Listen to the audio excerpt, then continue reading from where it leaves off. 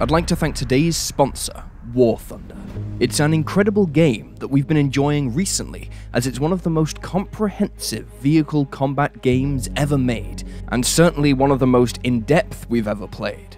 When playing War Thunder, you have the choice of playing over 2,000 tanks, planes, helicopters, and ships in exciting PvP battles. The best thing is that each vehicle is incredibly detailed, right down to the tiniest idiosyncrasy, which means you get an immersive experience. You can also play it on a number of consoles and your PC, so no matter if you play on your personal computer, PlayStation, or Xbox, you can play War Thunder. The vehicles you can play in War Thunder span over 100 years of development, starting from the 1920s and running up to the modern day. You also have the possibility to customize your vehicles by applying camouflage, adding historical markings, or even adding 3D decorations like bushes. Not only do you get great personalization and great PvP play, it also happens in 4K resolution with authentic sound effects and an atmospheric soundtrack. We love any game that immerses you in details and the feeling of battle, and so War Thunder is perfect as the soundscape and graphic design capture and create that experience. My favorite vehicle has to be the CW-21 plane, as it's a unique and capable fighter plane of Chinese origin. It's punchy and agile, and perfect for maneuvering and getting out of dodge when things start getting too hot. Use the link in the description or pinned comment to get started playing War Thunder for free. You can choose where you play, and with the customization, you get to choose how you play too. If you register on the PC, there's an added bonus with a free pack that includes premium vehicles and a premium account, boosters, and more.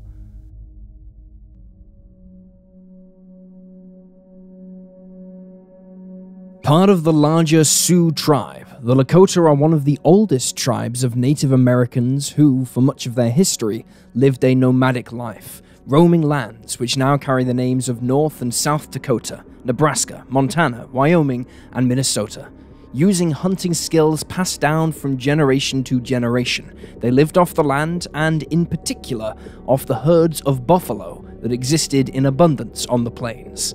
As befitting a nomadic people, they were also keen navigators, perfecting astronavigation to help guide them between known hunting grounds. It is believed that the tribe's origins can be found near Mississippi, and that they emigrated to Ohio before moving on to more northern lands. They valued principles of generosity, wisdom, and respect for all life, and considered it the height of success to force an enemy to submit to their superiority without having to fight. The Lakota also had a deep respect for nature and a strong belief in maintaining a degree of harmony between themselves and the animals, other humans, rivers, rocks, and plants, all of whom, in Lakota belief, have spirits and afterlives. As with much of the Native American population, the arrival of white settlers from Europe had a dramatic impact on the Lakota. For one thing, it introduced them to the horse, which significantly changed how the Lakota did almost everything concerning their lifestyle. It made them far more capable when it came to hunting buffalo, and the new skill of firing arrows from a fast-moving horse would eventually be put to good use as the relationship between them and the strangers from over the seas began to sour. But it wasn't just horses that white Europeans brought to North America. Smallpox savaged the Lakota like it did many tribes, the native peoples having no built-up immunity against the disease. Accusations persist to this day that the spreading of smallpox was encouraged by the settlers as a way of eradicating the native peoples and freeing up their land for further settlements, this being achieved by the passing of blankets carrying the disease to the native tribes under the guise of friendship. By the 19th century, the Lakota had migrated again, this time to the Black Hills on the South Dakota and Wyoming border. However, the settlers weren't far behind. There are multiple accounts of meetings between the settlers and Lakota in the early 19th century, including from members of the Lewis and Clark expedition. The Lakota were described as being fairly friendly compared to other tribes, but steadfast in their resolution that their land and their way of life would be defended.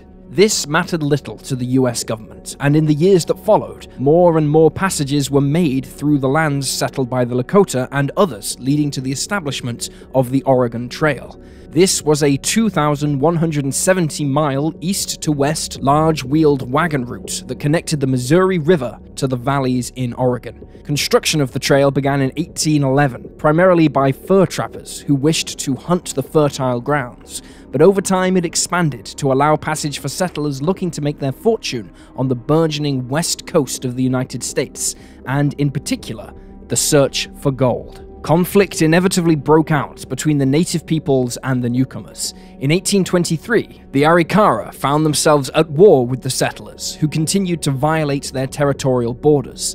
Despite having the advantage of local knowledge, the US Army force raised against them had a number of Sioux warriors, including Lakota, to support them against the Arikara, who were eventually defeated. However, this cooperation between the tribes and the US was intermittent at best, for the federal government always prioritized its own citizens when it came to exploiting the land. Indeed, the Arikara War set about calls in the eastern states for the US Army to fully subjugate the native peoples, allowing settlers to dominate the land without opposition. By the middle of the century, the tribes of the Black Hills, including the Lakota, were constantly having to defend their borders and interests, and several banded together for cumulative defense, much to the alarm of the US Army leadership. With ever greater numbers of white traffic passing through the region, the chances of open warfare continued to rise. Therefore, in 1851, the US government sought to convene a meeting with the tribal chiefs in an effort to outline safe zones for the migrants, but this, of course, meant recognizing certain territory as belonging to the Native Americans. While the subsequent treaty was known as the 1851 Treaty of Fort Laramie, the actual signing was undertaken some 30 miles from the place that holds its name, at the mouth of Horse Creek. The treaty heavily favored the Lakota and their claim to the Black Hills, much to the dismay of other local Native American tribes, who viewed the Lakota as outsiders without an ancestral claim to the land. While the treaty may have initially secured safe passage for the migrants, it thus caused conflict for the tribes, but ultimately it mattered little, for within just a few short years, the gold rush at Pikes Peak in nearby Colorado saw a flood of migrants infringing on native lands again. As well as occupying land promised to the tribes, settlers also took to killing buffalo for sport, and as part of an effort to starve them out, the beast vital to the tribe's survival almost being hunted to extinction by the mid-1860s. The tribes protested, but the US government was uninterested. On the contrary, acting officially or on their own volition, US Army troops actually protected the hunters as they entered tribal lands. A mix of traditional hostility, coupled with dwindling resources, also saw a rise in inter-tribal fighting, only adding to the hardship.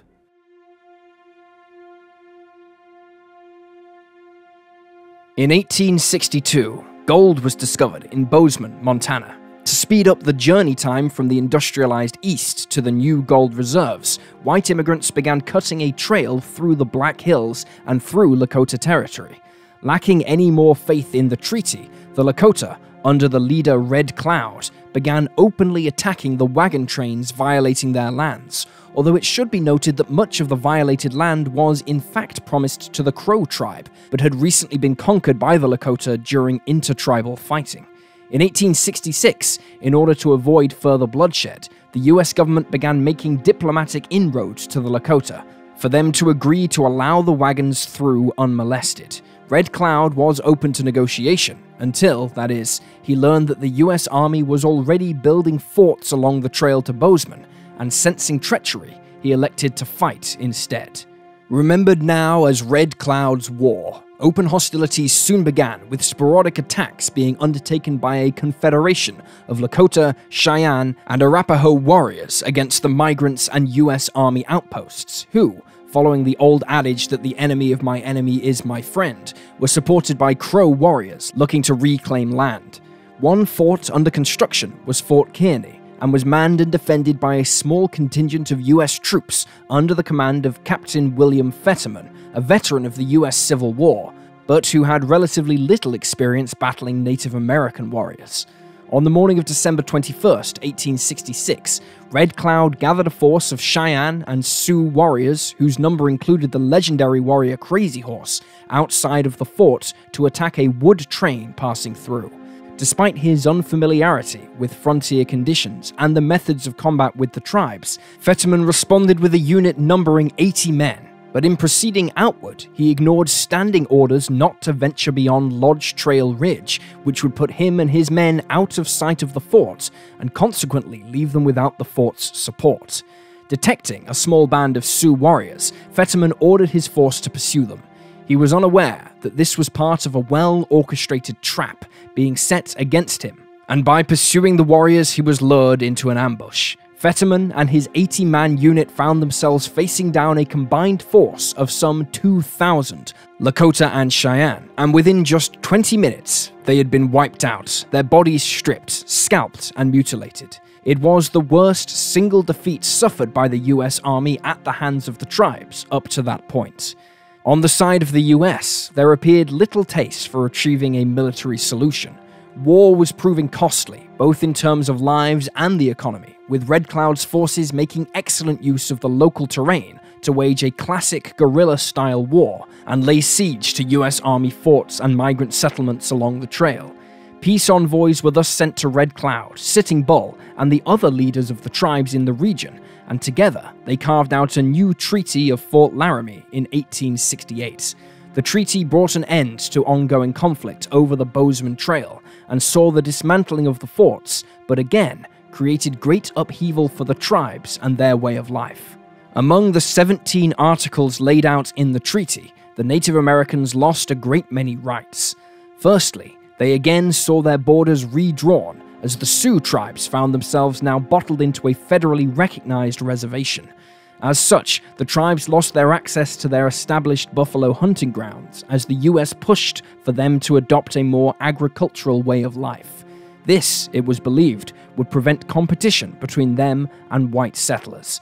Any land not specified in the treaty was automatically assumed to be US property. However, any US property made surplus to requirements was to be made available to the tribes. The federal government took prime responsibility for dealing with violators of any articles of the treaty, be they represented by Washington or their respective tribes. In short, the treaty largely took away the right of tribes to enforce their own laws in tribal courts. The treaty also made moves to increase Native American assimilation into US culture, and dealt with housing, trading, settling disputes, and providing education for Native American children. Given their reduced territory, the tribes increasingly relied on the US government for this aid, and the infrastructure needed to survive. Finally, in the eyes of the US Congress, the tribes effectively lost their identities as nations in their own right, since it was unthinkable for separate nations to exist inside the United States. The treaty was understandably heavily criticized by the tribes, who felt that they had been bamboozled into submission and their culture eroded away by legal jargon they didn't fully understand. Again, resentment and hostility in the wake of the signing spilled out into inter-tribal bloodshed, only now punishments were mostly dished out by US authorities. This new order established for the tribes split many of its own members into two factions. Some had become despondent in their dealings with the white men, believing ultimately prolonged resistance would only lead to destruction. They began to adopt many of the US ways, including wearing European-style clothing, building European-style homes, adopting their laws and morals, and many even converting to Christianity. However, within a year, another faction rose up, determined to combat the efforts to assimilate the Native American peoples.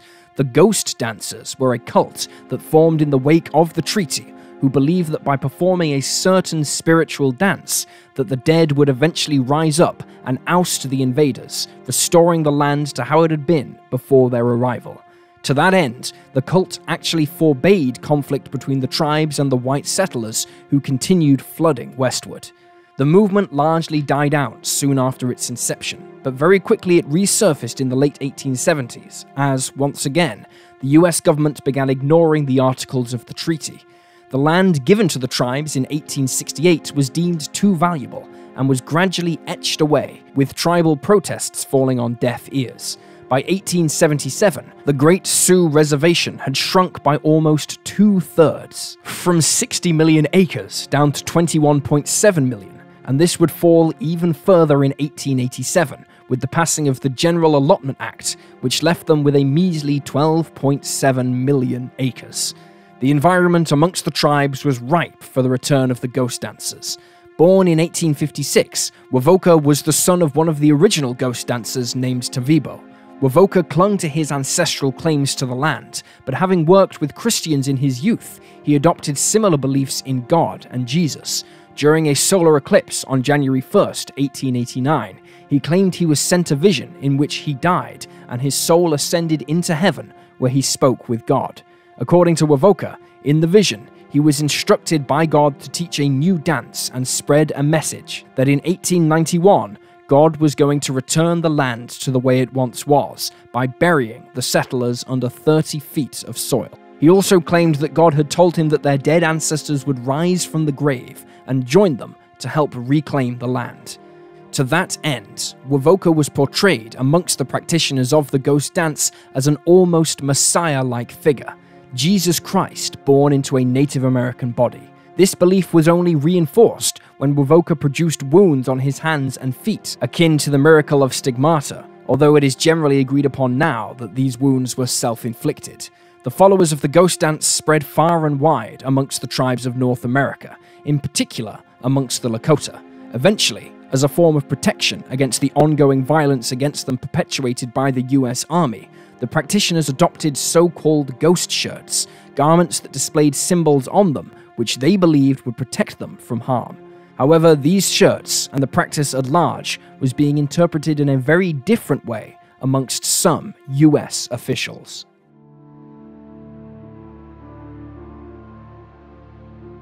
In August of 1890, 39-year-old Daniel F. Royer became the head of the Pine Ridge Agency, which was responsible for the Oglala Band of the Lakota. Royer was serving as a founding member and head trustee of the Methodist Episcopal Church in Alpena and was an advocate of Native American survival through what he termed a cultural exchange. However, upon assuming his post and observing the ghost dancers, he quickly became convinced that they posed a threat to everlasting peace in the territory. He therefore instigated a clampdown on their activities, at first using local law enforcement, and then, on November 18th, he requested support from the US Army. He even forbade Buffalo Bill Cody from recruiting Lakota warriors for his famous Wild West show, as he saw it as contrary to his efforts to civilize the tribe. Those carrying out the dances were perplexed by this sudden crackdown. The dances themselves were not inherently violent, nor did they encourage violence. They were, after all, intended to summon Jesus to earth and save them. Lakota Chief Little Wound wrote to Royer through the teacher John M. Sweeney, stating, "Little Wound understands the soldiers are coming on the reservation. What are they coming for? We have done nothing. Our dance is a religious dance, and so we are going to dance until spring. If we find then that Christ does not appear, we will stop, but not in the meantime, troops or no troops. I also understood that I was not to be recognized as a chief any longer. All I have to say is that not you nor the white people made me chief, and you cannot throw me away as you please. But do let me tell you, Dr. Royer, that by them I will be recognized as long as I live." Royer interpreted this as an act of open defiance and hostility towards him and his mission.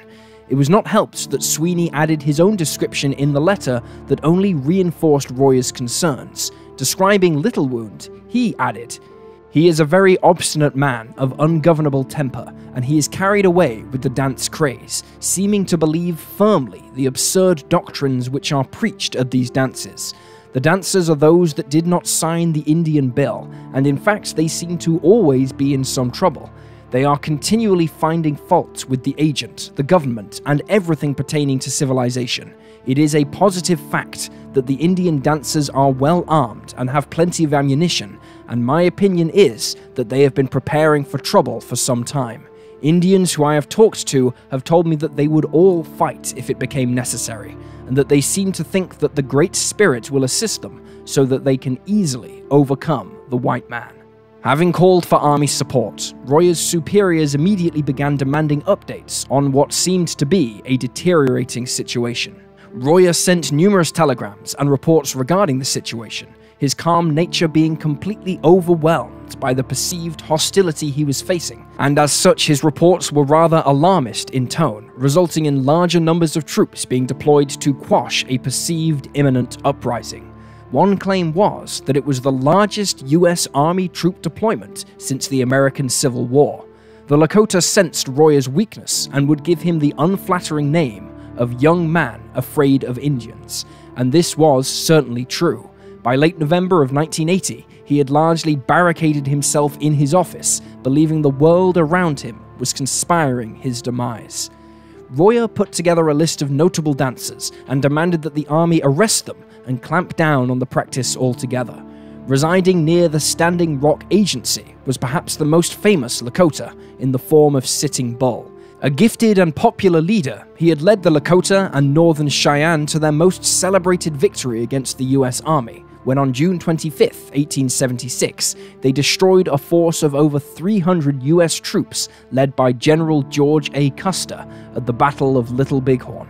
Many of Sitting Bull's followers, who numbered in the region of 250, were practitioners of the ghost dance, although he personally was not. Nevertheless, he refused to let the federal government repress them in any way, prompting Major James McLaughlin, the reservation's agent, to order the arrest of Sitting Bull on the charge of permitting the spread of the ghost dance. McLaughlin chose to disregard instructions from his commanding officer, Major General Nelson A. Miles, who wanted a peaceful arrest to be carried out, and instead dispatched 43 tribal policemen to Sitting Bull's cabin on December 15th. Sitting Bull was reportedly compliant, but his followers responded angrily to the attempted capture of their leader. A vicious struggle ensued, and in the violence that followed, 9 Lakota were killed, including the highly revered Sitting Bull.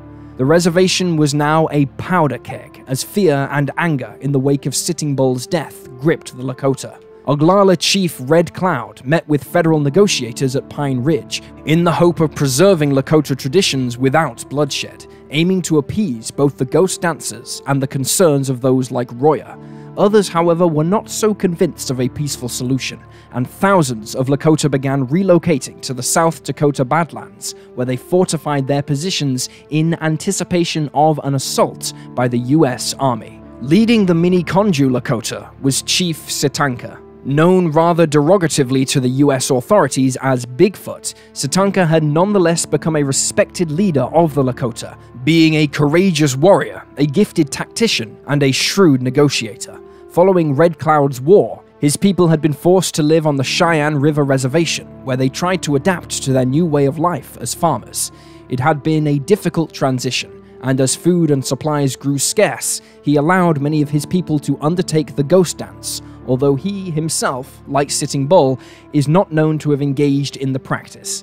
This was enough to put him on the list of those subject to arrest, however.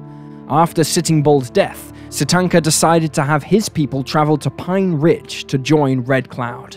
The number of those to make the journey with him had swelled to over 300 men, women, and children, with the arrival of some of Sitting Bull's followers, who had fled from the scene after their leader's death, fearing reprisals at the hands of US soldiers. Wounded Knee Creek is a tributary of the White River, approximately 100 miles long, and takes its name rather literally from the story of a fight between Native American braves, one of whom sustained an injury to his knee during the confrontation. It was near this creek that Sitanka and his people would fatefully make camp in the final days of that bitterly cold December.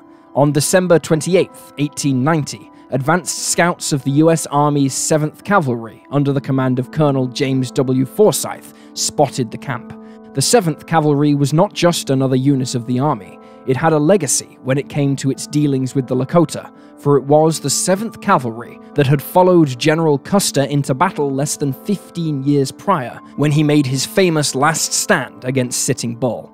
No doubt every soldier within its ranks that December had been ingrained with the story and were adamant that it would never be allowed to happen again. Just how big a part the history of the 7th Cavalry played in what happened next is open to opinion, but it is certainly something that cannot be ignored in the annals of history. Tatanka was made aware of the scouts, and recognizing his people's vulnerability, he made contact with them and told them to return to Forsyth, promising they would surrender rather than fight. The next day, December 29th, Forsyth met with Tatanka and informed the Miniconjou chief that as part of the surrender, his men would be confiscating all their weapons. Tatanka was hesitant, but realizing he had little choice, agreed. Forsyth had his men herd the Miniconjou, including the women and children, into a nearby clearing, where he surrounded them with his cavalry. For fire support, he had also positioned 4 Hotchkiss guns on a hilltop bordering the clearing. His men then began the process of disarming them, but the atmosphere was tense. Forsyth's men were less than subtle, and tempers amongst the Miniconjou were already flared over the death of Sitting Bull. As part of seizing their weapons, Forsyth's men undertook an intrusive search which invoked protests from the Lakota, and arguments began to break out. Eventually, a man known to history as Sit Straight decided enough was enough and adorned himself in his ghost dance garment. He immediately began his dance, hoping it would encourage others, believing that if they did so, they would be protected from the soldiers' bullets. However, the dance only inflamed the situation. The 7th Cavalry continued confiscating weapons as the dance continued. The task was largely complete when a deaf Miniconjou man named Black Coyote refused to hand over his gun. In the scuffle that followed, the weapon unintentionally discharged, but in the hostile environment, the 7th Cavalry interpreted this as a deliberate attack and began opening fire into the herded and now almost totally defenseless Miniconjou. Men, women, and children fell to the ground, including Tatanka. In the frenzy that followed, as bullets continued firing into the crowd, a number of Miniconjou managed to flee the soldiers that surrounded them. However, the operators of the Hotchkiss guns saw them and began firing as they ran. Those who managed to even escape this horror found themselves pursued by soldiers on horseback and cut down without mercy, regardless of age or gender. It was a bloodbath. After the guns fell silent, Forsyth ordered his men to gather up 51 wounded Miniconjou and have them taken to the Pine Ridge Agency, while 146 Miniconjou were buried in a mass grave, where the Hotchkiss guns had been placed, a location known today as Cemetery Hill. Hearing the tale of what had happened, hundreds of Lakota fled the area in horror, while others decided it was better to stand and fight, the 7th Cavalry themselves being ambushed in retaliation in the days after, although this only encouraged US authorities to send more troops to the area. Modern estimates put the death toll amongst the Miniconjou between 250 and 300 killed, nearly half of whom were women and children. In the chaos of the massacre, some 25 members of the 7th Cavalry were killed, most of whom died as a result of gunfire from their own troops occupying positions on the opposite side of the clearing where their victims were falling. Forsyth attempted to describe the massacre as a battle, but investigations and testimonies of witnesses revealed otherwise, and he was later stripped of his command, only to have it reinstated and his men to receive awards for bravery. It was part of a political spin on the incident, so as not to vilify the 7th Cavalry and to continue the narrative of the militant cult growing amongst the Lakota, known as the Ghost Dancers. 20 members of the 7th Cavalry even received the Congressional Medal of Honor, the highest award for valor in the United States Armed Forces, for their actions. The massacre was the last major confrontation between the US Army and the Native American tribes. Believing that only death would follow if they didn't submit, many chiefs actively encouraged assimilation into the white man's world, the Ghost Dancers disappearing after the failure of Jesus to descend from heaven in 1891. This was no easy task for the tribesmen, however, and many of the generations that followed lived in abject poverty on reservations amongst a culturally divided people still demonized in American culture as savages. Thanks again to War Thunder for sponsoring this episode. Remember to check them out with the link in description and pinned in the comments section below.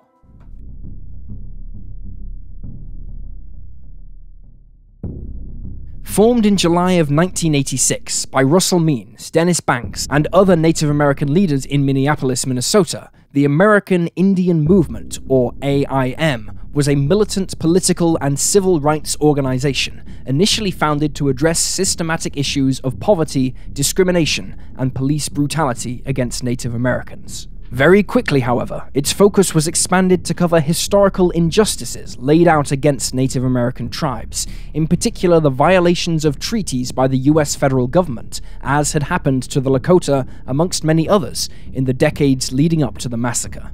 The movement very quickly grabbed headlines around the world when it joined other Native American groups in the occupation of the Alcatraz Federal Penitentiary. Alcatraz closed on March 21, 1963, after which local tribes claimed they had a right to the island on which it was built under the 1868 Treaty of Fort Laramie, which promised land that was surplus to the federal government requirements. The 19-month-long occupation energized the Native American civil rights efforts, and more protests followed. Then, in early 1973, members of the movement decided to forcibly occupy the Wounded Knee site. The area was governed by tribal chairman Richard A. Wilson, and when an effort to remove him from office through legal means failed, on February 27th, some 200 armed Lakota and members of the AIM occupied the town. They accused Wilson of corruption and the intimidation of those who opposed him. In response, US Marshals and FBI agents descended on the town and surrounded it, leading to a 71-day standoff, during which both sides exchanged gunfire, resulting in 2 tribal members being killed, 16 people wounded, and 1 African-American civil rights activist, Ray Robinson, disappearing while meeting with members of the American Indian Movement in the town. The occupation aimed to do more than just raise awareness of the tragedy that took place there in 1890, which many Native Americans felt was being wiped from the official history of the territory. The living conditions for those still living in Pine Ridge was appallingly bad at that time, and the occupation was intended to highlight the wider neglect of the Native American people in the United States. Not only was Wounded Knee labeled as one of the poorest areas in the United States, but life expectancy amongst its population was also far below average. Also, once again, the issue of treaty violations by the US government came up. On May 8th, the AIM surrendered following negotiations with authorities, who publicly pledged to investigate their grievances. Russell Means and Dennis Banks were both arrested, but on September 16, 1973, the charges against them were dismissed by a federal judge on the grounds of the unlawful handling of witnesses and evidence by the federal government. Despite the end of the occupation, violence continued to break out between locals and law enforcement agencies in the area over the following 10 years. The situation was exacerbated by factional violence, and Wilson managed to hold on to power until 1976, when he was defeated in the local election. Over time, the United States has increasingly come to accept the darker chapters of its past. A major victory came in 2017, when several members of the US House of Representatives introduced the Remove the Stain Act, a bill that rescinded the medals awarded to the troops who participated in the Wounded Knee Massacre.